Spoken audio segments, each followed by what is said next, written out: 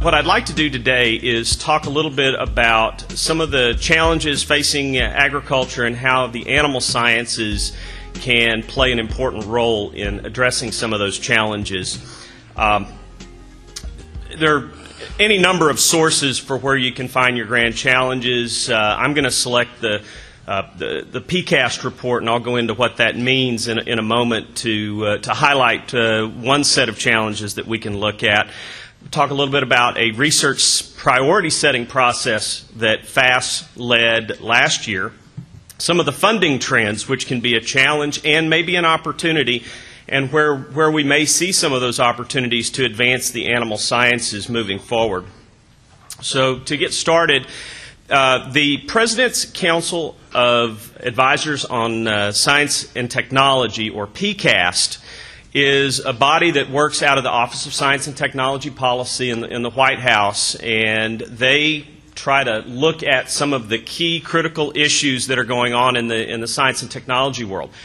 And it might not surprise you that very rarely do they pay attention to agriculture. They're looking at many other things. But last year, they actually commissioned a report on the needs for agriculture, which is great news and an opportunity for us. And I'll talk a little bit about where we're seeing some traction as a result of this report in a moment. But the report results were issued last December, and there are 7 challenges facing agriculture in the 21st century that they've identified, and I'm pleased to say the animal sciences can play an important role in advancing each and every one of those. I'm also excited to say that they're actually suggesting we need more money for agricultural research. Actually, $700 million in new money. So that's all very positive, and we need to make sure that as a community of animal scientists and folks in animal agriculture that we band together and try to take advantage of these opportunities. So now this report's in the hands of the agencies. Now, what are the challenges that this council identified? Well, first, managing new pests, pathogens, and invasive plants. I think animal science has a huge role to play in that challenge. Water use. It's going to be critical. A lot of folks think water is going to be the new oil, with creating lots of controversy and political and other kinds of strife, and so we need to figure out how to maximize our efficiency and use of water. Environment is always a hot topic as well, whether it's carbon footprint or other kinds of environmental potential impacts. So that's one of the challenges. Growing food in a changing climate. This is a little bit controversial. Some folks don't necessarily believe that we've got a changing climate, but we do need to identify ways to take advantage of what the climate is to maximize food production. Bioenergy. And safe and nutritious food, obviously very important. And then food security, which I see the big poster over here, the Challenge 2050 is right on target. So the animal sciences have a critical role to play in the challenges identified by the PCAST report. And again, you can find your challenges articulated through lots of other ways as well, but I chose to highlight the PCAST report because it was something commissioned out of the White House, and I tend to agree with the challenges that they've laid out.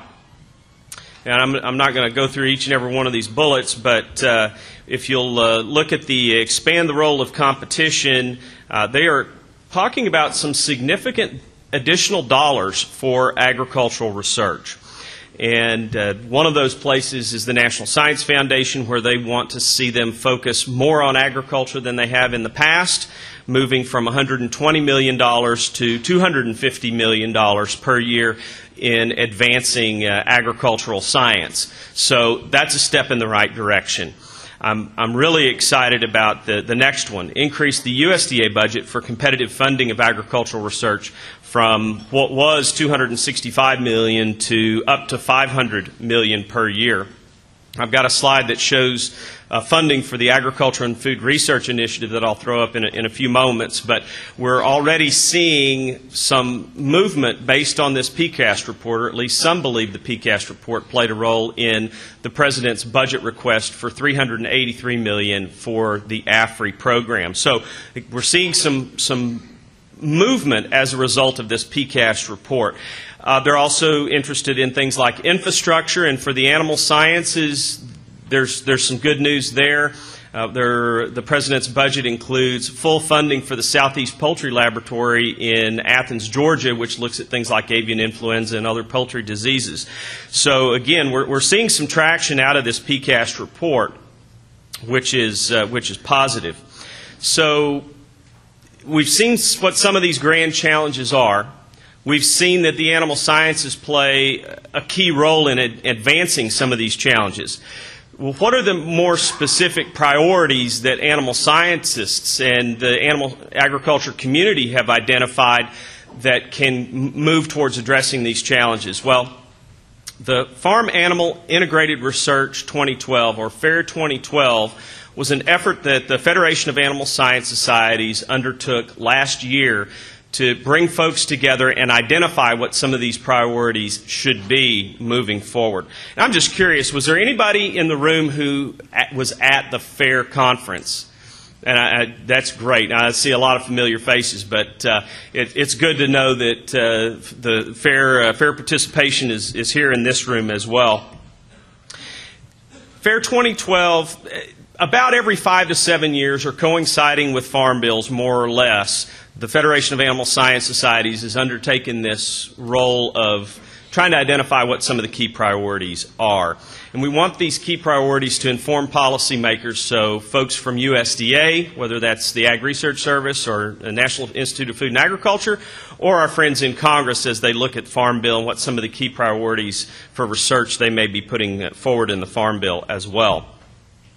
And I don't want to get too bogged down in the process, but just so you know, there was a lot of planning involved. We had an executive committee that had members from industry, academia, and government, a program committee with the same kind of makeup, which all culminated in a big event just over a year ago. 160 representatives from academia, government, and industry came together. We heard from some great plenary speakers, and then there were detailed breakout sessions to further dig into what some of the key issues are for the animal sciences. And then there was a writing committee, and I actually was involved in the writing committee process to synthesize all of that information and turn it into a product. And by the way, that product can be found on the FAST website, so you can go to www.fast.org. It's right there on the front page, FAIR 2012, and there's a summary outcomes document that I would encourage anybody who's interested in taking a look. But this summary focuses in on 3 critical areas that emerged from our process. Number 1 is food security, number 2 is One Health, and number 3 is stewardship. And I'll go into a little more detail here. And again, this goes right to that poster over there. Global population estimated to be 9 billion by 2050. That's a big challenge. We need to double or almost double food production. And some of you may be aware that as you look at the estimated demand for animal products, we're looking at 73% increase in meat consumption, 58% increase in dairy consumption, and 70%, it's estimated, of these increases are going to need to come through technological advancements and implementation of technology. So 30% of the increase in production, 30% of those increases can come from decreased waste, better efficient use of the supply chain, and bringing new land into production. But 70% of that's going to need to come through new technologies. And again, I would submit that the animal sciences have to play a key role in meeting that number. I always like to throw up the hunger map just because I think it gives people a visual perception of where some of these challenges are when you look at food security. And you look at where the darker colors are over in Asia and Africa, and particularly when you look in Asia, that's where you're seeing huge population increases. So the issue is only going to get more and more challenging in a lot of these developing countries unless you can develop that technology and deliver it into these problematic areas where hunger is such a challenge. So some of the example priorities, and these are by no means an exhaustive list, but we need to improve feed efficiency. We need to look at energetic efficiency, reproductive efficiency, and how do we connect the omics to animal production. And I know that Allison is going to be talking about biotechnology in a broad sense and how biotechnology can help us move towards meeting some of these needs. So I don't want to steal her thunder, but it is a critical priority within food security that we are able to adopt biotechnologies. One Health, and I'm sure some of you have heard this term. And what we're talking about in this process when we say One Health is that intersection between animal and human health and also environmental health. And that intersection is becoming more and more complex. You pick up the newspaper and you hear more about avian influenza in China and new strains and more fatalities, unfortunately. So One Health has got to be a critical priority as well. We need to have an interdisciplinary approach, so we've got to bring in the human health experts and the animal health experts. I didn't realize this until the FAIR process, but 58% of currently recognized human pathogens are zoonotic. I had no idea. That's a big number, and that has a big impact. We also need to look at nutrition. And it also brings in some of the regulatory challenges. Antibiotics policy, I know that you addressed that issue quite a bit last year in your conference. That's going to continue to be a hot topic. So some of the example priorities here, vaccine development. That was the number one issue that came out in this area was the need for more vaccines. Controlling and understanding zoonoses and how do we get a better handle on that issue. And then what is the role of animal health vis-a-vis feed, and how do we improve animal health through that feed source? And then stewardship. There was a lot of debate. Should we call this sustainability? Should we call it environment, natural resources? And we finally settled on the term stewardship. And I think we took the term stewardship because it seemed to be just a little bit broader, and we're talking about not just stewardship of land, soil, and water resources and air resources, but also stewardship of the animal itself and the animal's well-being. And so we're recognizing that animal agriculture does touch a broad spectrum of society. We've talked about some of these growing demands, but we've got limited resources. We've got to advance science so we can address these issues. So some of the example priorities would be flow of nutrients and other potential pollutants as a result of animal production, the whole greenhouse gas issue, and one on the animal well-being. How do housing systems and production systems impact animal well-being, and how do you use science to identify that the most efficient and appropriate production systems? And then there were some cross-cutting issues, and these could apply to any one of the focal areas.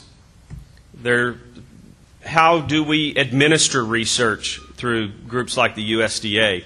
Well, number one, we need a balanced portfolio. And for some of you, you may be share some of the concerns that have been put out that in the early years of the Agriculture and Food Research Initiative, the balance maybe was a little out of balance. There wasn't enough influence and emphasis put on production and production-related research.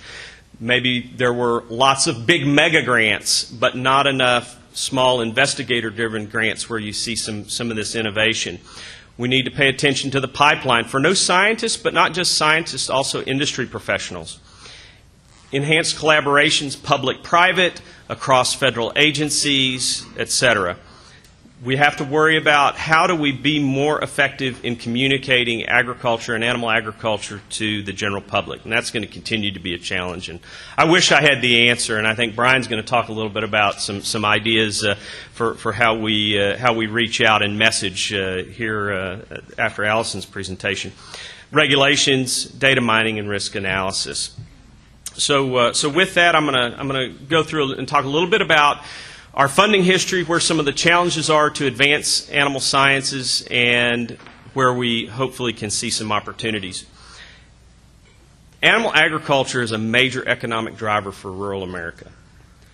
when you look at just the national ag sales receipts for livestock, 48.3% of national ag sales from the years 98 till 2010. That's a big chunk. And when you add feed crops into the mix, it's close to 60% of all sales receipts. Would you be surprised to see the next slide? When you look at USDA Ag Research funding, only 29% of those funds are going to the animal sciences over that same period of time. So we've got a challenge.